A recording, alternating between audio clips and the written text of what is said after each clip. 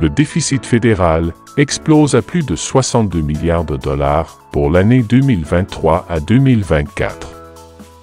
Comme le soulignait le député de Montcalm, M. Luc Thériault, tout ce que les Québécois retiendront de cet exercice, ce sont les déficits historiques entraînés par les bonbons électoralistes qui divisent les libéraux et qui ont mené la ministre, Mme Chrystia Freeland, à démissionner. Pour sa part, le député de Joliette, M. Gabriel Sainte-Marie, constate que la mise à jour confirme la rumeur, à l'effet que le déficit fédéral est considérablement plus élevé qu'annoncé dans le budget du printemps dernier. L'année dernière, il a atteint 61,9 milliards de dollars, incluant 4,7 milliards de dollars en argent dépensé durant la pandémie dont le fédéral abandonne la récupération. C'est Saint-Jude, le patron des causes désespérées, Madame la Présidente. Donc, je pense que à ce moment-ci, le gouvernement doit aller faire brûler des lampions pour demander l'aide de Saint-Jude pour les causes désespérées.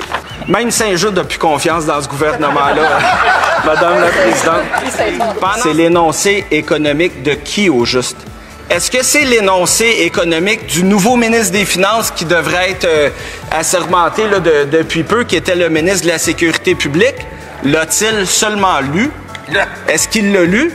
Est-ce qu'il sait il y a combien de pages? Est-ce qu'il sait ce qu'il y a sur la page couverture? Est-ce qu'il l'a tenu dans ses mains? On ne le sait pas.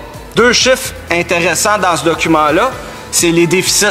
61,9 milliards. La ministre celle qui était la ministre des Finances, main sur le cœur, dit ça va être 40 milliards, vous avez ma parole. Un moment donné, il est temps qu'on arrête de dépenser à tout vent.